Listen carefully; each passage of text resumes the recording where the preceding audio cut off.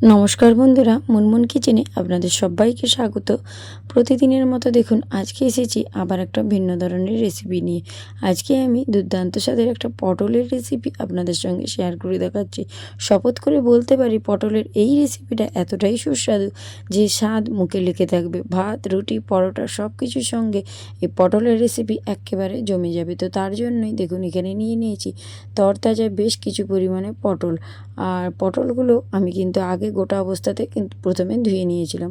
এবারে পটলটাকে ঠিক এইভাবে পটলের উপরে যে একটা পাতলা খোসা থাকে সেটাকে আমি ছুরি দিয়ে কেটে নিচ্ছি। আপনারা চাইলে এই কাজটা বটির সাহায্যেও করতে পারেন। তো আমি কিন্তু ছুরি দিয়ে উপরে যে পাতলা আস্তরণটা থাকে মানে খোসাটা থাকে সেটা ছাড়িয়ে নিয়েছি। আর পটলটাকে ঠিক দুটো সাইডে এরকম অংশটা কেটে বাদ দিয়ে দিচ্ছি। আর পটলটাকে মাঝ বরাবর এরকম কাট লাগিয়ে দিচ্ছি। আপনারা আমার হাতের দিকে লক্ষ্য রাখুন, তাহলেই কিন্তু বুঝতে পারবেন। আর পটলটাকে মাঝ বরাবর দুটো ভাগে ভাগ করে নিচ্ছি, মানে একটা পটলকে 4টা টুকরো করেছি। তো আপনারা নিশ্চয়ই বুঝতেই পারছেন যে আমি কিভাবে কেটে নিচ্ছি। তো তবে সব পটলগুলো তো কেটে দেখানো সম্ভব নয়, তার জন্য আমি এখানে 2 থেকে 3টে পটল আপনাদেরকে কেটে দেখিয়ে দেব, আর বাকিটা আমি অফ ক্যামেরাতে কেটে নিচ্ছি। পটলের দুটো সাইড আগে এইভাবে কেটে নিতে হবে, তারপর পটলটাকে মাঝ বরাবর কাট লাগিয়ে দিতে হবে। আর পটলটা মাঝ বরাবর কাট লাগানোর পর পটলটাকে দুভাগে ভাগ করে নিতে হবে। তো এইখানে দেখুন এখানে সব কটা পটল আমি একই রকমভাবে কেটে নিয়েছি। প্রত্যেকটা পটল দেখুন এইভাবে কেটে নিতে হবে। এবারে কাটার পর এই পটলগুলোকে আমি একটা বড় পাত্রের মধ্যে তুলে নিচ্ছি।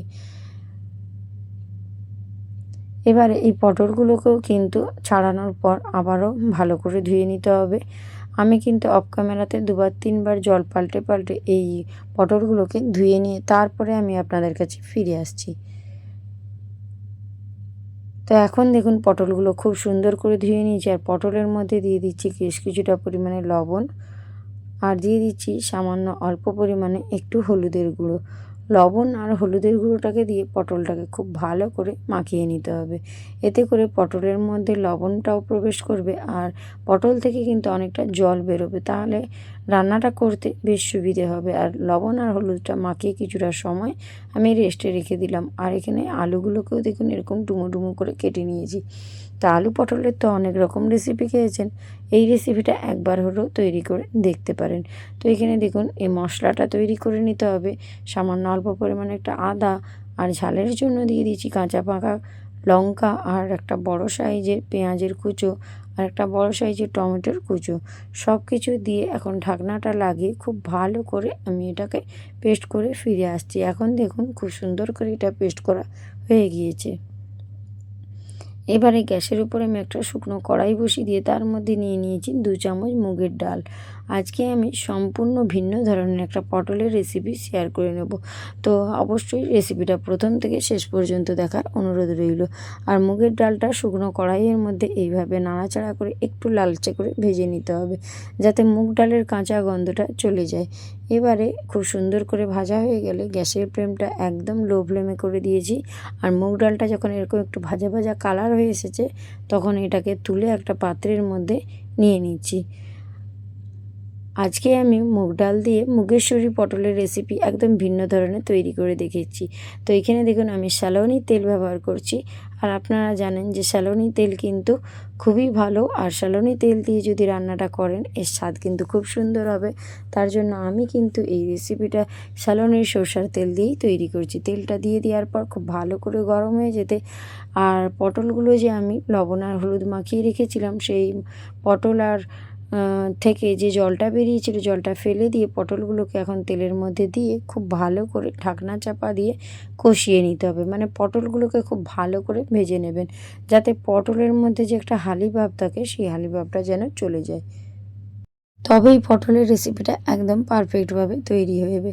তো এইখানে দেখুন এইভাবে বারকে বার নাড়াচাড়া করতে করতে পটলের গায়ের যে অতিরিক্ত হালি ভাবটা ছিল সেটা কিন্তু অনেকটাই কেটে গিয়েছে। এইভাবে যদি ঢাকনা চাপা দিয়ে আপনারা রান্না করেন, রান্নাটা করতে কিন্তু অনেক সময় কম লাগে, আর খুব তাড়াতাড়ি কিন্তু তৈরিও হয়ে যায়। আর ভাজা হতে হতে দেখুন পটলের গায়ের মধ্যে যে সবুজ ভাবটা ছিল সেটা চলে গিয়েছে, আর পটলের গায়ে একটা সুন্দর ভাজা কালার ধারণ করেছে। এবারে পটলগুলোকে আমি তেল থেকে এইভাবে ছেঁকে তুলে নিচ্ছি। আর আপনারা চেষ্টা করবেন পটলগুলোকে একটু ঢাকনা চাপা দিয়ে এইভাবে ভেজে নেওয়া, তাতে দেখবেন 95% পটলটা এখানে ভাজা ভালো হয়ে গেলে রান্নাটা করতেও অনেকটা কম সময় লাগবে। এখনও দেখুন কড়াইয়ের মধ্যে অনেকটাই তেল রয়েছে। এই তেলের মধ্যে আমি কেটে রাখা ওই আলুগুলো দিয়ে দিচ্ছি, আর আলুগুলোকেও সুন্দর একটু লাল লাল করে ভেজে নিতে হবে। আলুর মধ্যে দিয়ে দিচ্ছি পরিমাণ মতো লবণ, এতে করে আলুটা খুব তাড়াতাড়ি সুসেদ্ধ হয়ে যাবে। আলুটা এইভাবে ঢাকনা চাপা দিয়ে রান্নাটা করবেন, মানে ঢাকনা চাপা দিয়ে আপনারা আলুটা এভাবে তেলের মধ্যে নাড়াচাড়া করে ভেজে নেবেন। দেখবেন 95% আলুটা এখানেই সেদ্ধ হয়ে যায়। তার জন্যই আপনারা এখন দেখুন আলুটা কিন্তু খুব সুন্দর মোটামুটি একটু রং ধরে গিয়েছে, মানে ভাজা মোটামুটি হয়েই গিয়েছে। এবার এই আলুগুলোকেও আমি তেল থেকে তুলে নিচ্ছি একটা ছান্তার সাহায্যে, মানে এখনও দেখুন কড়াতে অনেকটা পরিমাণেই তেল রয়েছে। তো আমি কিন্তু রেসিপিটা ওই তেলের মধ্যেই রান্নাটা করে নেব। তো এখানে দেখুন যে পরিমাণ তেল রয়েছে তার মধ্যেই আমি কিন্তু রান্নাটা স্টার্ট করে নিচ্ছি।